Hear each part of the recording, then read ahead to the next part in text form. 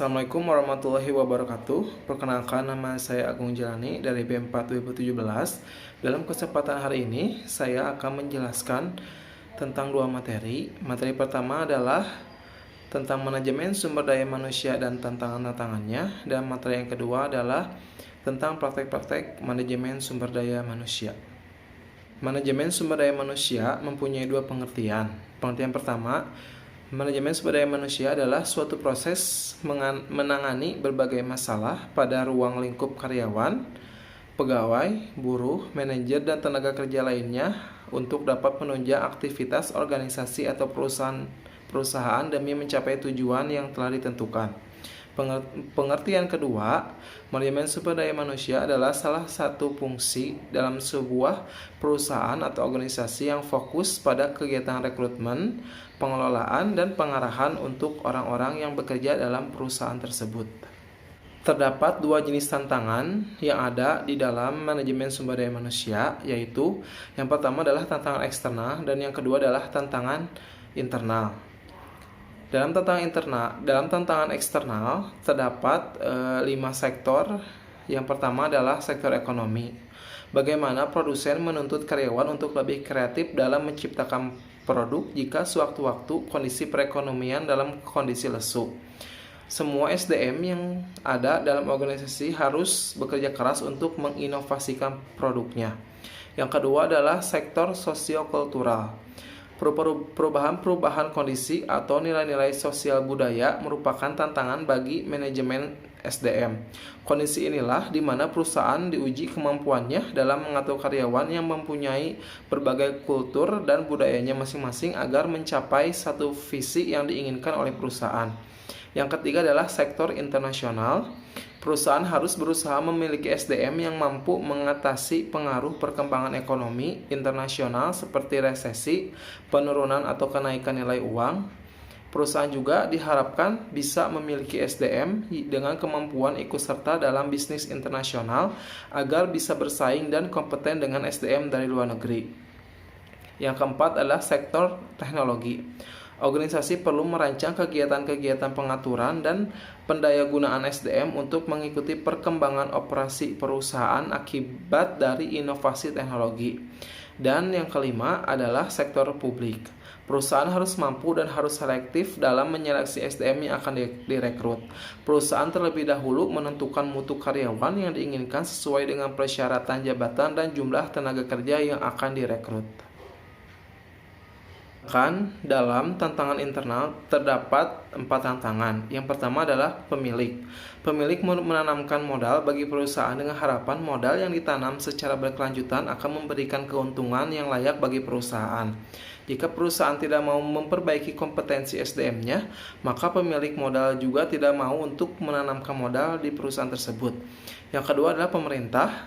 Pemerintah mempunyai fungsi yang sangat sentral dalam perekonomian suatu negara karena fungsi pemerintah adalah pembuat kebijakan, yaitu kebijakan fiskal dan kebijakan moneter.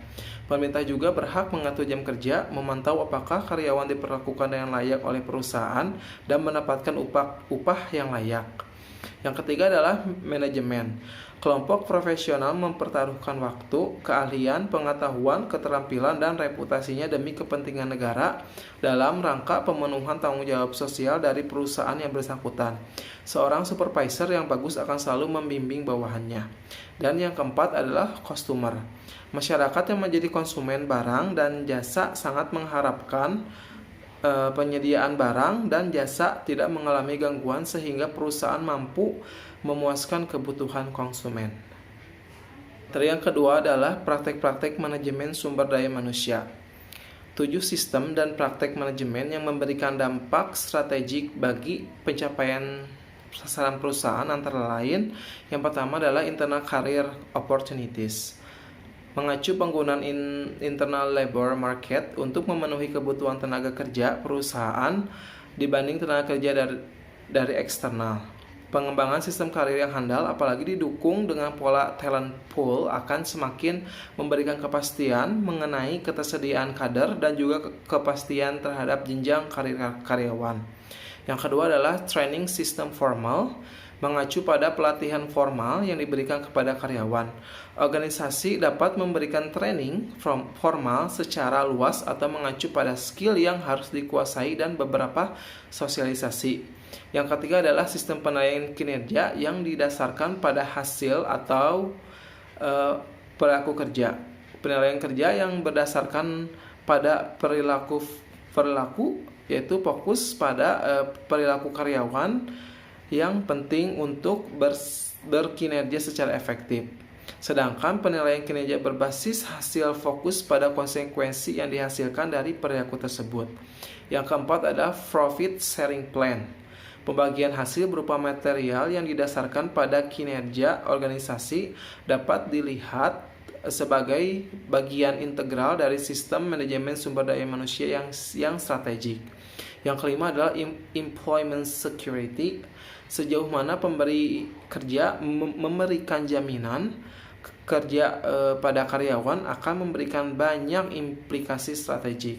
Walaupun dalam kondisi ekonomi saat ini karyawan yang telah bekerja lama di perusahaan tidak terbebas dari kemungkinan untuk di PHK, tetapi ada beberapa kelompok karyawan di dalam organisasi yang memiliki rasa keamanan yang tinggi dalam pekerjaan mereka karena kebaikan formal maupun informal dari perusahaan.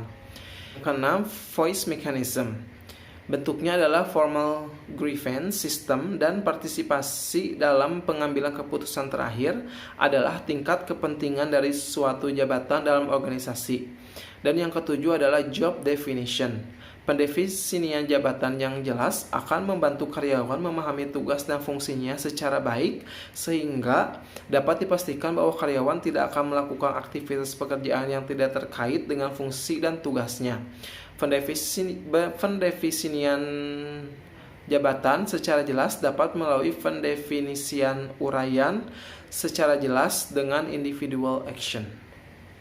Sekian dari saya mengenai materi manajemen sumber daya manusia dan tantangannya serta praktik-praktik manajemen sumber daya manusia.